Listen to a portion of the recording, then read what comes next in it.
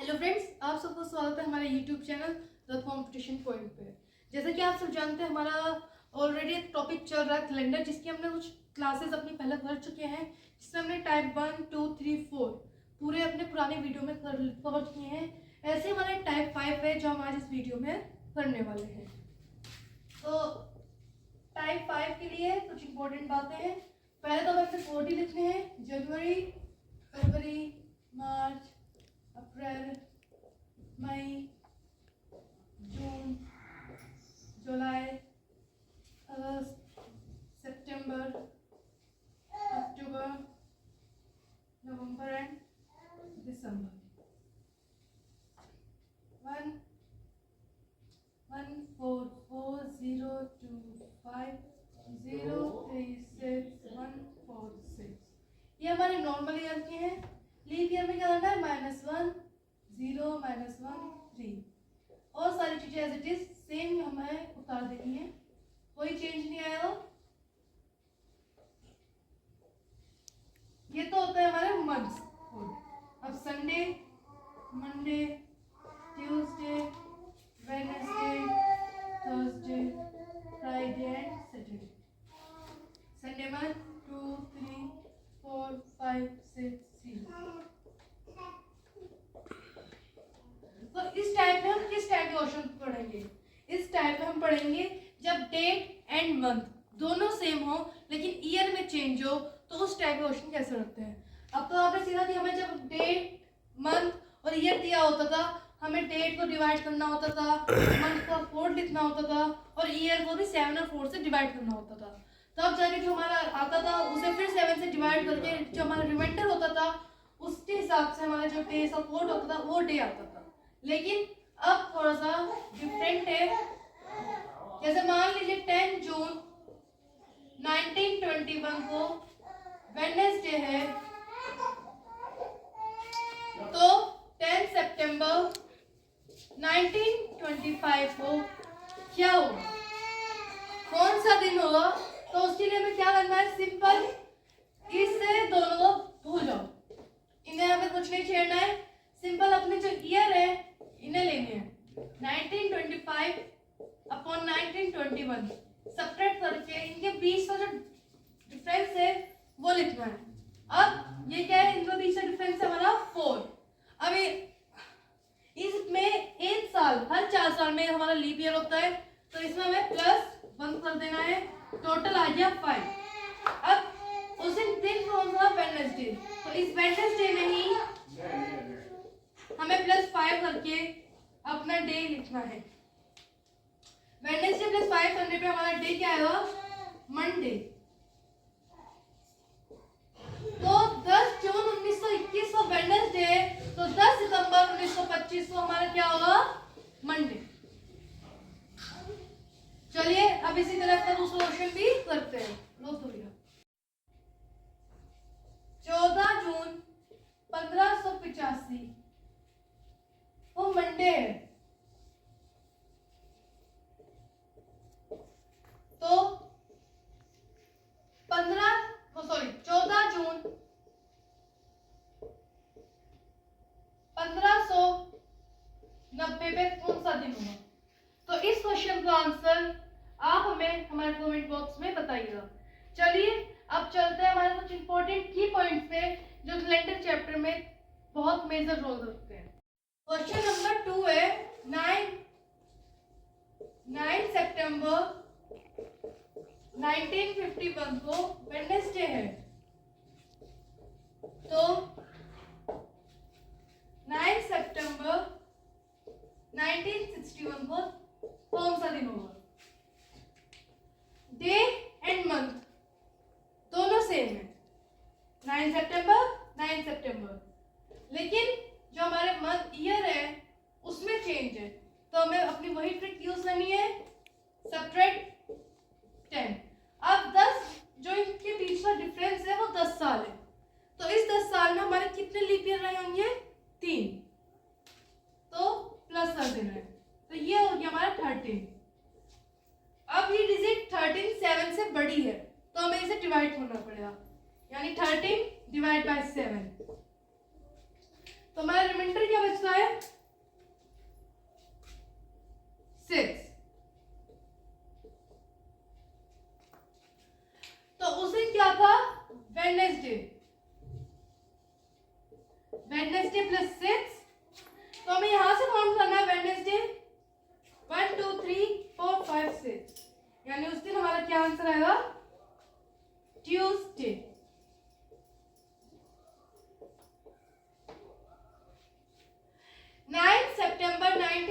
दिमाग में क्या पड़ रहा है हमारा?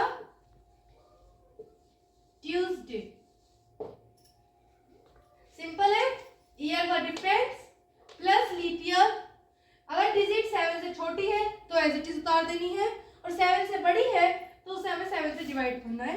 जो भी हमारा रिमाइंडर आएगा उसे, और जो हमारा दिन हमें दिया हुआ है, जैसे वेडनेसडे दिया हुआ है, उसमें वो हमें रिमाइंडर प्लस करके अपना कोड यहाँ से लिख लेना है।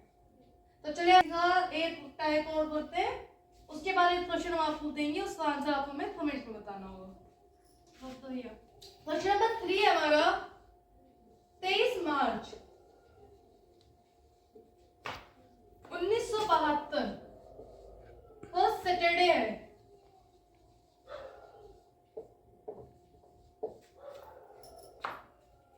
तो 23 मार्च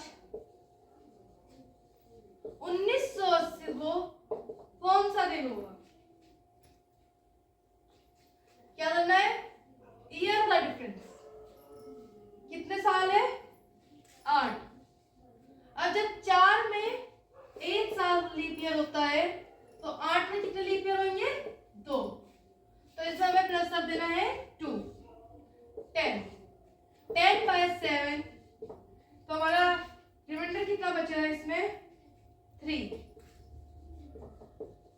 यहाँ पे कितना दिया हुआ है हमें? सैटरडे। तो सैटरडे प्लस 3, सैटरडे प्लस 3, 1 2 3, तो हमारा क्या पड़ जाएगा इसका आंसर? ट्यूसडे।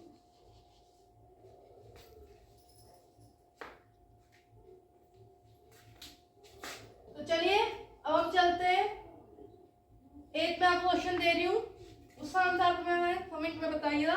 फिर हम कुछ इंपॉर्टेंट की पॉइंट्स जो होते हैं उनके बारे में जानेंगे। रिपीटेशन ऑफ कैलेंडर, यानी जो कैलेंडर है वो कितने सालों बाद रिपीट होता है। तो इसमें डायरेक्ट क्वेश्चन पूछ लेता है कि कोई भी कैलेंडर कब रिपीट होता है। तो अगर लीप ईयर है तो रिपीट के बारे में पूछे तो यहाँ 28 साल बाद होगा, यानी 2024 क्या है? लीप ईयर है। तो सेम एग्जैक्ट कैलेंडर जो अब 2024 में है वो पूरे 28 साल बाद, यानी 2052 में सेम वही कैलेंडर हो जो 2024 में है। लीप ईयर का कैलेंडर हमेशा रिपीट होता है उससे 28 इयर्स बाद। अगर किसी दिए हुए वर्ष के पहले का वर्ष लीप ईयर है तो यह 6 साल बाद रिपीट होगा, यानी 13 से पहले लीप ईयर क्या था? 12। तो 12 प्लस 16 तो 2019 का कैलेंडर क्या होगा? सेम होगा। अगर दिए गए वर्ष के आगे सिंपल ईयर है तो वह 11 साल बाद रिपीट होता है। जैसे 1921, 22 क्या कौन सा है? 21, तो इसमें प्लस करेंगे 11, तो हमारा 33 वाला जो ईयर है यानी 1933 हमारा डिट्टो ऐसा ही होगा। तो याद रखनी है, अगर लीप ईयर है तो रिपीट कितने टाइम बाद होगा? 28 साल बाद। अगर पहले का वर्ष लीप ईयर है तो 6 साल बाद रिपीट होगा, और अगर दिए गए वर्ष के आगे सिंपल ईयर है तो वो 11 साल बाद हुआ। तो ये कुछ इंपॉर्टेंट की पॉइंट्स किए। अब एक टाइप क्वेश्चन होता है कि और जो खुद एग्जाम में आ भी जाता है, और वैसे इसे ज्यादा क्वेश्चन देते हैं नहीं मिलते हैं, पर हम फिर भी सीख लेते हैं। ये हमारा लास्ट टाइप है। रवि को याद है कि उसकी जो मम्मी का बर्थडे है वो 13 और 19 अप्रैल के बीच में आता है। वही उसका भाई बोलता है कि नहीं, उनका जो बर्थडे है वो 17 और 23 अप्रैल को आता है। तो ऐसे में दोनों भाई अगर सही से सोचे तो उसकी मम्मी का डेट ऑफ बर्थ क्या है? तो इन्हें करने का सबसे इजी ट्रिक है कि 13 के बाद वाली डिजिट 14, 15, 16, 17 और 18, यानी 19 से पहले पहले की लिखनी है। और वही 17 से बाद की डिजिट 18, 19, 20, 21, 22। तो जहां ये डेट दोनों मर्ज हो जाए, वही कॉमन बन जाए, वही उनका बर्थडे, यानी 18 अप्रैल को रवि की मम्मी का क्या है? बर्थडे।